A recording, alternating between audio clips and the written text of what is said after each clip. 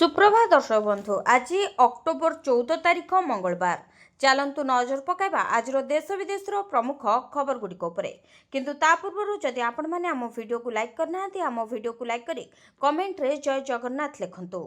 धनतेरस पूर्व सुना और रूपा दर उपर मुहा गोटे सप्ताह रूपा दाम रे 19,000 टंका वृद्धि। धनतेरस पूर्व सुना रूपा दर उपर मुहा चलित सप्ताह सुना और रूपा मूल्य रे व्यापक वृद्धि घटी। अक्टोबर मास 6 रु 11 तारिख मध्य रूपा दाम रे 19,000 टंका वृद्धि होछि। फल रूपा केजी 1,90,000 टंका भली रेकर्ड स्तर रे पहुंची जाइछि। सुना भी महंगा होछि।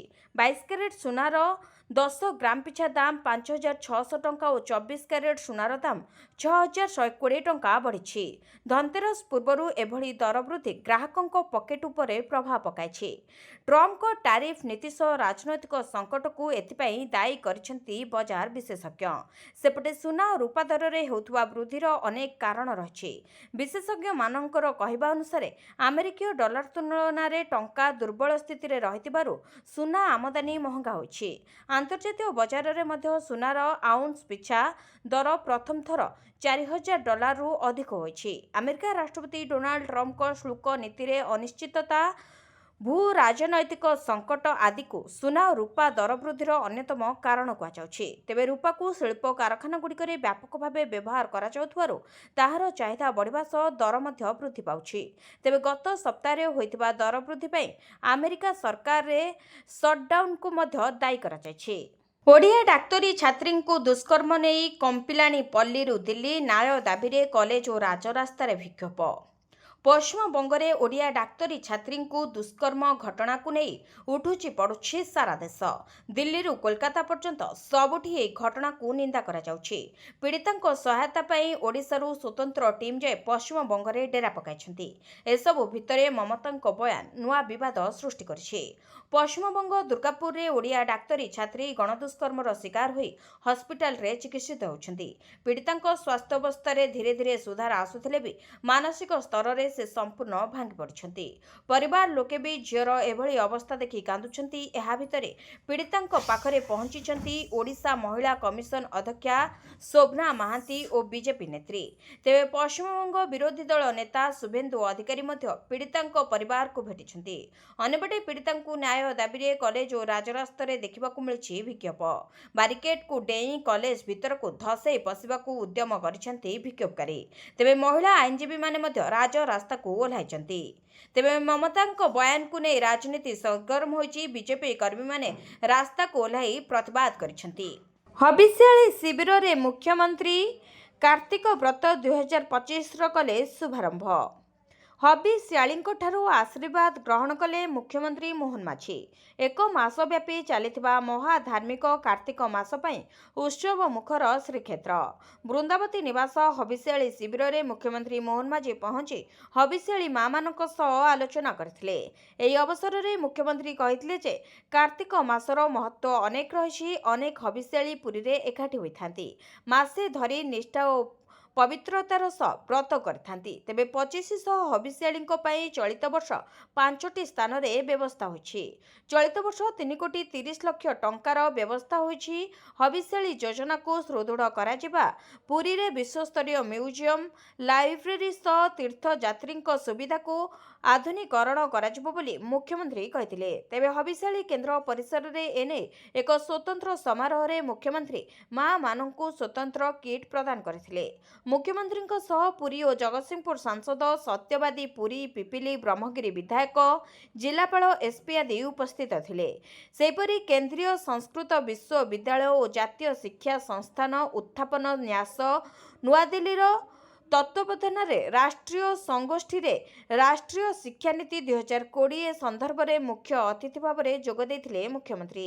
एही अवसर में मुख्यमंत्री जातीय शिक्षा नीतिर व्यवहार और तृणमूल स्तर भित्तिभूमि प्रस्तुति उपरे गुरुत्व देइथिले। सेपरी प्रति पंचायत रे गोदावरी आदर्श विद्यालय खोलिबा नै सूचना देइथिले मुख्यमंत्री। चौद्वार जेल रु कैद फेरार घटना गुमर खोलिले जेल डीआईजी।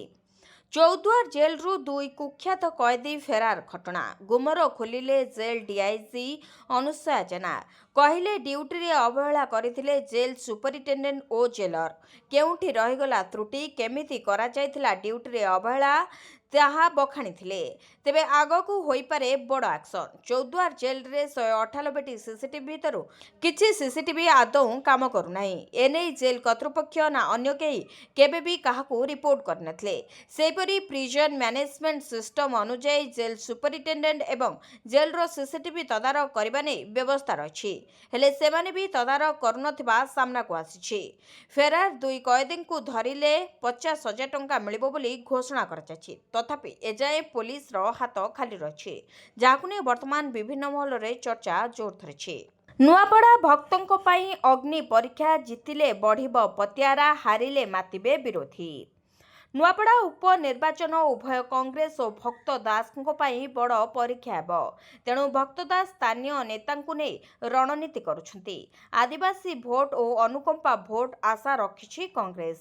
ନୂଆପଡ଼ା ଉପନିର୍ବାଚନ କଂଗ୍ରେସ ପାଇଁ ଅଗ୍ନି ପରୀକ୍ଷା ହେବାକୁ ଯାଉଛି। ବିଶେଷକରି ପିସିସି ସଭାପତି ଭକ୍ତ ଦାସଙ୍କ ନିଜ ସଂସଦୀୟ କ୍ଷେତ୍ରରେ ନୂଆପଡ଼ା ଆସୁଥିବାରୁ ଏହି ନିର୍ବାଚନ ଭକ୍ତଙ୍କ ପାଇଁ ଏକ ବଡ଼ ଚ୍ୟାଲେଞ୍ଜ ହେବ।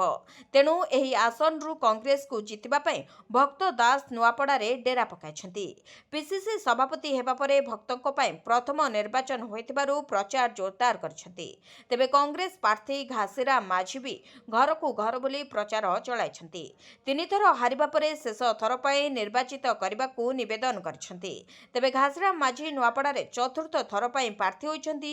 2024ରେ ସ୍ୱାଧୀନ, 2019 ଓ 2014ରେ କଂଗ୍ରେସ ପ୍ରାର୍ଥୀ ହୋଇ ସେ ଭଲ ଭୋଟ ପାଇଥିଲେ। ତେବେ ନୂଆପଡ଼ା ଦିନେ କଂଗ୍ରେସର ଗଡ଼ ଥିଲା। ଜଗନ୍ନାଥ ପଟ୍ଟନାୟକ 1997 ଉପନିର୍ବାଚନରେ ବିଜୟୀ ହୋଇ ଜାନକୀ ବଲ୍ଲଭ ପଟ୍ଟନାୟକ ମନ୍ତ୍ରିମଣ୍ଡଳରେ ମନ୍ତ୍ରୀ ବି ହୋଇଥିଲେ। ଏବେ କଂଗ୍ରେସ ପୁଣି ଅନୁକମ୍ପା ଭୋଟ ଆଶାରେ ରହିଛି।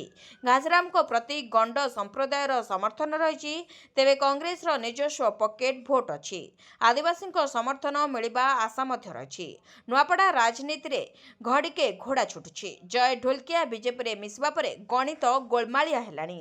ଆଉ ଏହି ଗୋଳମାଳିଆ ପାଣିରୁ ହାତକୁ ଉଠାଇବା ଚକ୍କରରେ ଅଛି କଂଗ୍ରେସ। ପୋଲିସକୁ ଅପରାଧୀଙ୍କ ଖୋଲା ଚ୍ୟାଲେଞ୍ଜ। ଭୁବନେଶ୍ୱରରେ 12 ଘଣ୍ଟାରେ 2ଟି ହତ୍ୟାକାଣ୍ଡ।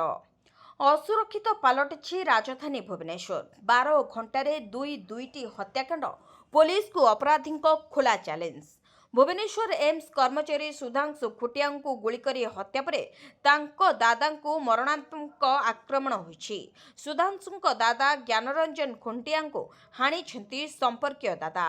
ସୁକାନ୍ତ ପ୍ରଧାନ ଓରଫ ଭାଲୁ ଓ ତାଙ୍କ ପୁଅ ଛବି ପ୍ରଧାନ ହାଣିବା ସହ ଜ୍ଞାନଙ୍କ ବାପାଙ୍କୁ ଘର ଭିତରେ ଅଟକ ରଖିଥିଲେ। ତେବେ ହତ୍ୟାକାଣ୍ଡ ପରେ ପୁଣି ଥରେ ଜ୍ଞାନଙ୍କୁ ଆକ୍ରମଣ ଅଭିଯୋଗରେ ଭାଲୁ ଓ ଛବିକୁ ଉଠାଇ ନେଇଛି ପୋଲିସ। ତେବେ ସୁଧାଂଶୁ ଖୁଣ୍ଟିଆଙ୍କୁ ଗୁଳିକରି ହତ୍ୟା କରାଯାଇଥିଲା। ସକାଳ ପ୍ରାୟ 9ଟା ସମୟରେ ଏମ୍ସ ଯାଉଥିବା ବେଳେ ସରକନ୍ତରା ନିକଟରେ ତାଙ୍କୁ ଗୁଳି କରାଯାଇଥିଲା। ସେହିପରି ଭୁବନେଶ୍ୱର ଚନ୍ଦ୍ରଶେଖରପୁର ଅଞ୍ଚଳରେ ଷ୍ଟୋନ୍ ମ୍ୟାନ୍ ଆତଙ୍କ। ଅଜଣା ଯୁବକଙ୍କୁ ପଥରରେ ଛେଚି ହତ୍ୟା କରାଯାଇଛି।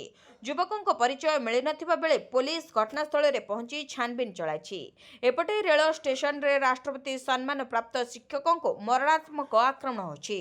6 ନମ୍ବର ପ୍ଲାଟଫର୍ମ ବାହାରେ ଶିକ୍ଷକ ଦ୍ୱିତି ଚନ୍ଦ୍ର ସାହୁଙ୍କୁ କାଠ ଫାଳିଆରେ ଆକ୍ରମଣ କରି ମୋବାଇଲ ଛଡ଼ାଇ ନେଇଛନ୍ତି ଦୁର୍ବୃତ୍ତ। ଗୁରୁତର ଅବସ୍ଥାରେ ଶିକ୍ଷକଙ୍କୁ କ୍ୟାପିଟାଲ ହସ୍ପିଟାଲରେ ଭର୍ତ୍ତି କରାଯାଇଛି। ତେବେ ପୋଲିସ ଘଟଣାସ୍ଥଳରେ ପହଞ୍ଚି ତଦନ୍ତ ଚଳାଇଛି। ତେବେ ରାଜଧାନୀ ଭୁବନେଶ୍ୱରରେ ଏହିଭଳି ହତ୍ୟାକାଣ୍ଡ ଏବଂ ଆକ୍ରମଣ ଏବେ ସାଧାରଣ ଜନତାଙ୍କ ମନରେ ଭୟ ସୃଷ୍ଟି କରିବା ସହିତ ପୋଲିସ ପ୍ରଶାସନ ପାଇଁ ଏକ ବଡ଼ ଚ୍ୟାଲେଞ୍ଜ ହୋଇଛି। ଏଥିସହିତ ପୋଲିସ ବ୍ୟବସ୍ଥା ଉପରେ ମଧ୍ୟ ପ୍ରଶ୍ନବାଚୀ ସୃଷ୍ଟି ହୋଇଛି। ଓଡ଼ିଶା ଛାଡ଼ୁଛି ମୌସୁମୀ। ଚଳିତ ବର୍ଷ ସବୁଠୁ ଶୀଘ୍ର ଆସିଥିଲା ମୌସୁମୀ ବାୟୁ। ଓଡ଼ିଶା ଛାଡ଼ିବା ପ୍ରକ୍ରିୟା ଆରମ୍ଭ କରିଛି ଦକ୍ଷିଣ ପଶ୍ଚିମ ମୌସୁମୀ ବାୟୁ। ପ୍ରାଥମିକ ପର୍ଯ୍ୟାୟରେ ଉତ୍ତର ଓଡ଼ିଶା ଜିଲ୍ଲା କେନ୍ଦୁଝରରୁ ପ୍ରତ୍ୟାବର୍ତ୍ତନ କରିଛି ମୌସୁମୀ। ଦକ୍ଷିଣ ପଶ୍ଚିମ ମୌସୁମୀ ବାୟୁ ଓଡ଼ିଶାରୁ ପ୍ରତ୍ୟାବର୍ତ୍ତନ କରିବା ନେଇ ପାଗ ଅନୁକୂଳ ରହିଛି।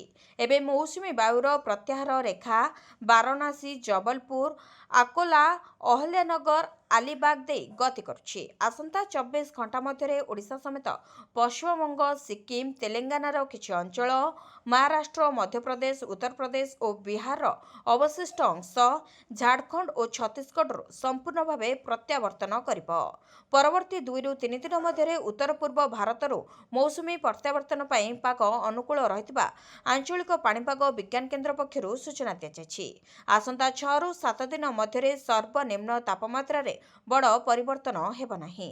ତେବେ 15 ତାରିଖ ପର୍ଯ୍ୟନ୍ତ ଦକ୍ଷିଣ ଓଡ଼ିଶାର ବିଭିନ୍ନ ଜିଲ୍ଲାରେ ବିଜୁଳି ଘଡ଼ଘଡ଼ି ସହ ଘଣ୍ଟା ପ୍ରତି 30ରୁ 40 କିମି ବେଗରେ ପବନ ବହିବ। ଗୁଣୁପୁର ଉପଜିଲ୍ଲାପାଳ ଅଭିଷେକ ଦୁଧାଲଙ୍କ ବଡ଼ ପଦକ୍ଷେପ, ସାର୍ବଜନୀନ ସ୍ଥାନରେ ମଦ୍ୟପାନ କଲେ ନିଆଯିବ କଡ଼ା କାର୍ଯ୍ୟାନୁଷ୍ଠାନ।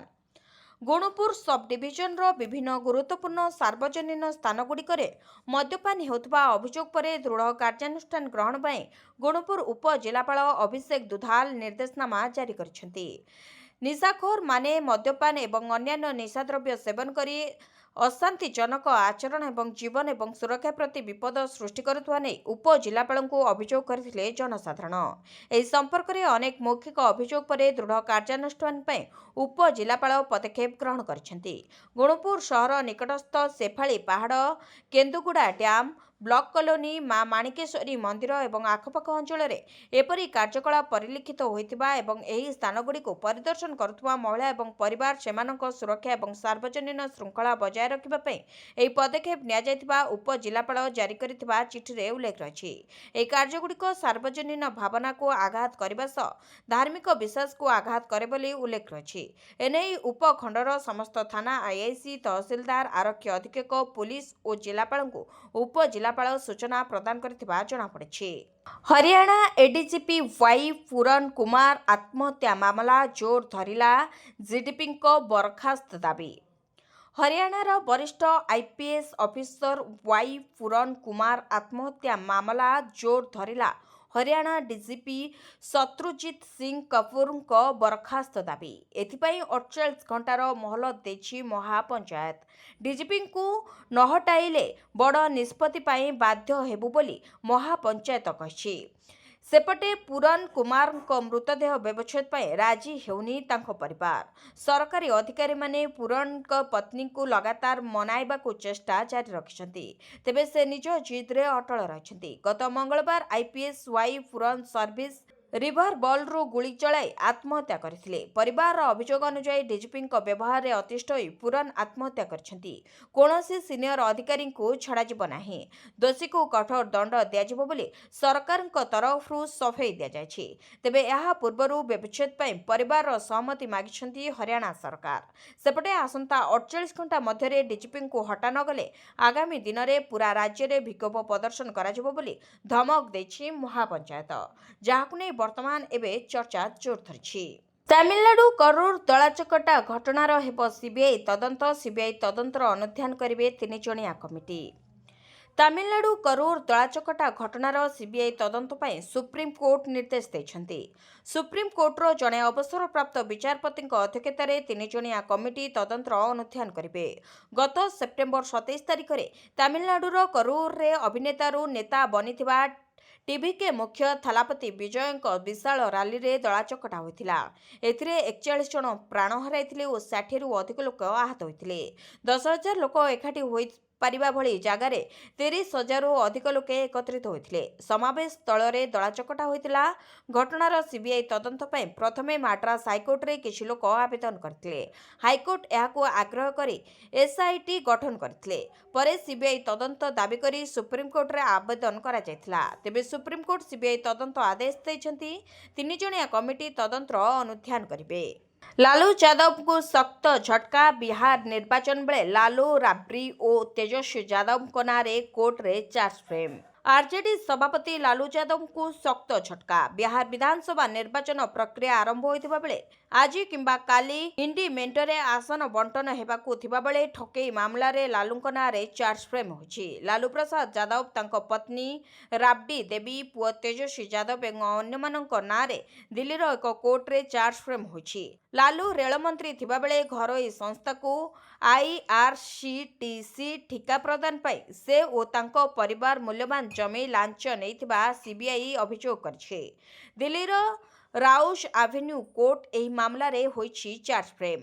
ଦୁର୍ନୀତି, ଅପରାଧିକ ଷଡ଼ଯନ୍ତ୍ର, ଠକେଇ, ଅନ୍ୟ ଅପରାଧିକ ଲାଲୁ ପ୍ରସାଦ ଯାଦବ, ତାଙ୍କ ପତ୍ନୀ ରାବ୍ରି ଦେବୀ, ପୁଅ ତେଜସ୍ୱୀ ଯାଦବ ଏବଂ ଅନ୍ୟମାନଙ୍କ ନାଁରେ ଚାର୍ଜ ଫ୍ରେମ୍ କରାଯାଇଛି।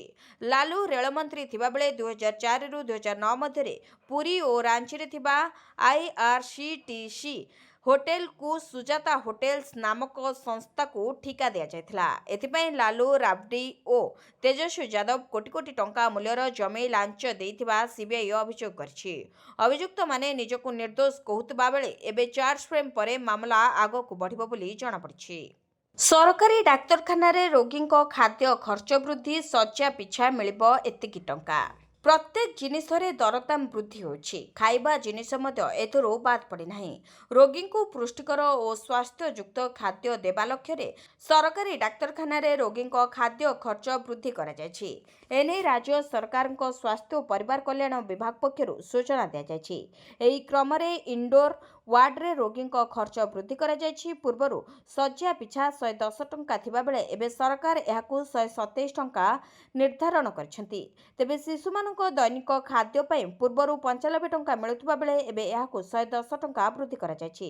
ସେହିପରି ଉଚ୍ଚ ପୁଷ୍ଟିସାର ଯୁକ୍ତ ଖାଦ୍ୟ ପାଇଁ ଯାହା ପୂର୍ବରୁ 120 ଟଙ୍କା ଥିଲା, ତାହା ଏବେ 138 ଟଙ୍କାକୁ ବୃଦ୍ଧି କରାଯାଇଛି।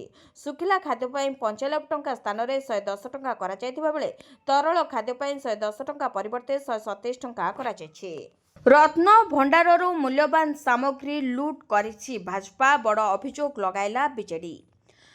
ବିଜୁ ଜନତା ଦଳ ସୋମବାର ଭାଜପା ସରକାରଙ୍କୁ ପୁରୀ ଜଗନ୍ନାଥ ମନ୍ଦିରର ରତ୍ନଭଣ୍ଡାରରେ ଥିବା ଅଳଙ୍କାର ଓ ମୂଲ୍ୟବାନ ଜିନିଷର ତାଲିକା ତିଆରିରେ ବିଳମ୍ବ ପାଇଁ ଟାର୍ଗେଟ କରିଛି।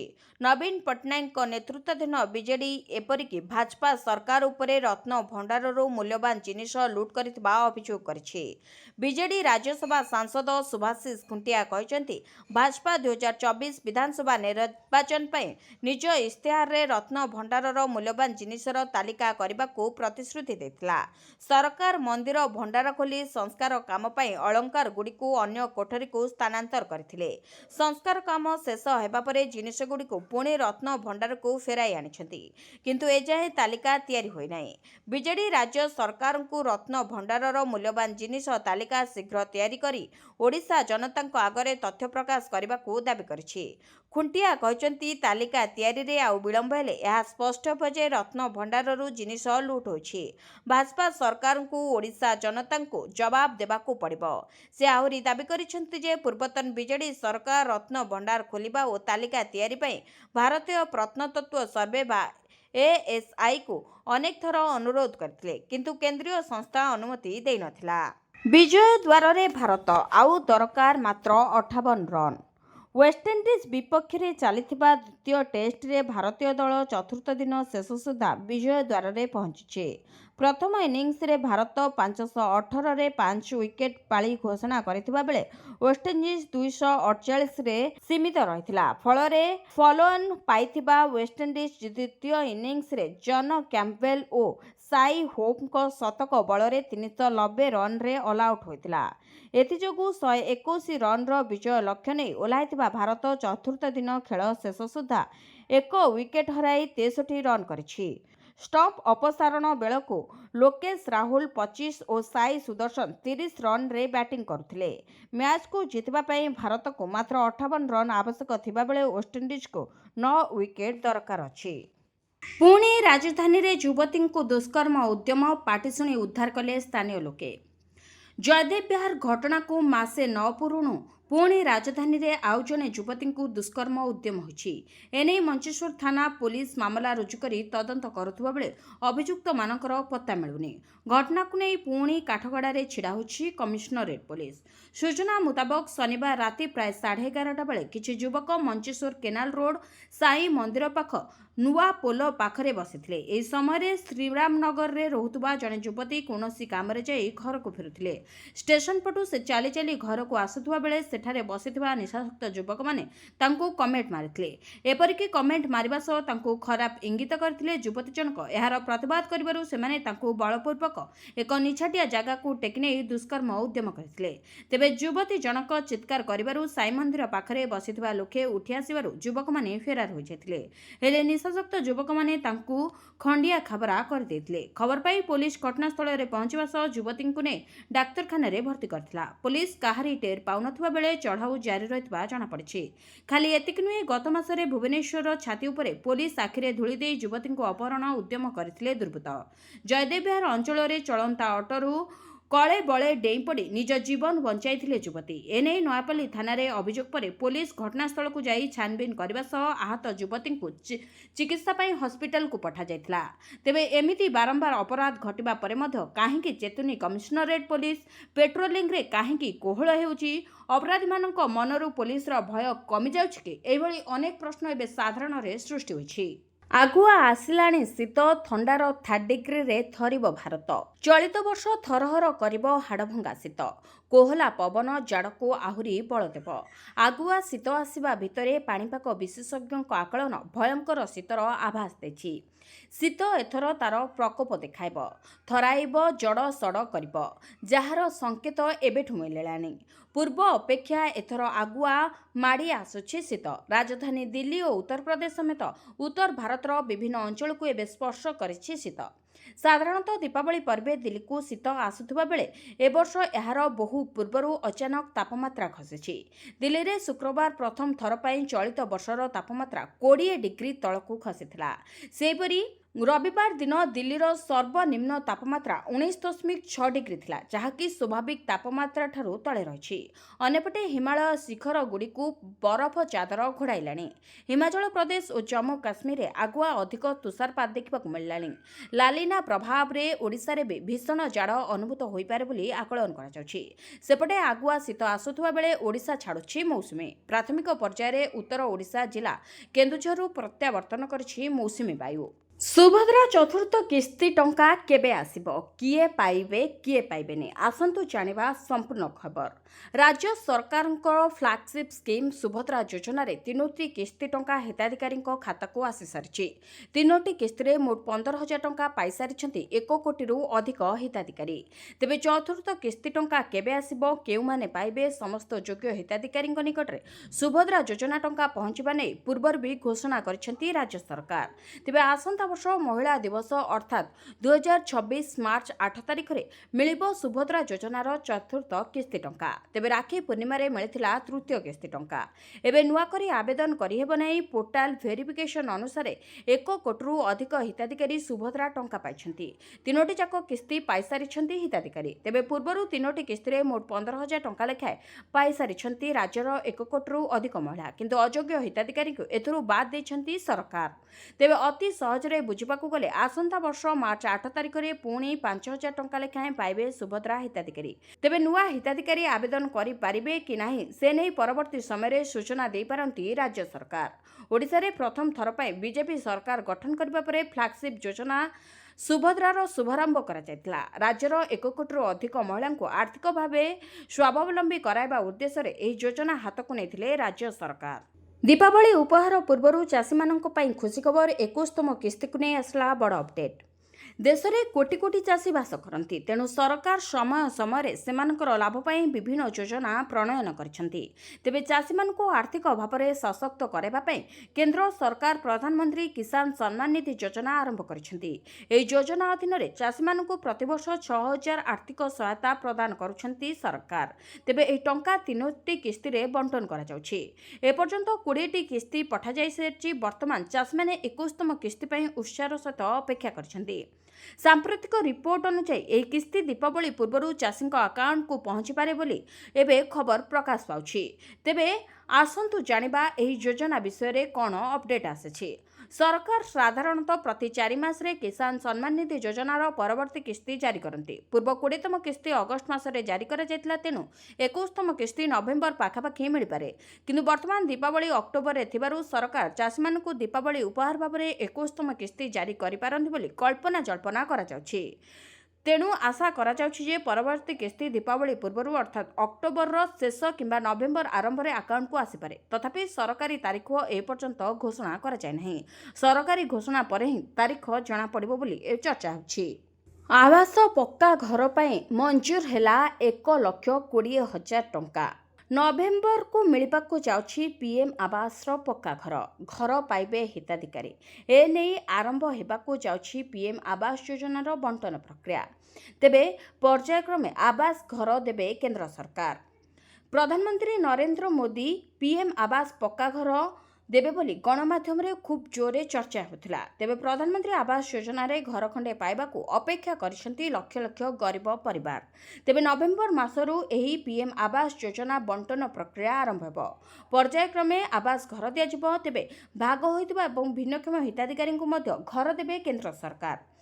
ଏହାସହ ନଭେମ୍ବରରେ ଆବାସ ଅନ୍ତ୍ୟୋଦୟ ଯୋଜନାରେ ହିତାଧିକାରୀଙ୍କୁ ଘର ବାଣ୍ଟିବେ ସରକାର ବୋଲି ଚର୍ଚ୍ଚା ହେଉଛି।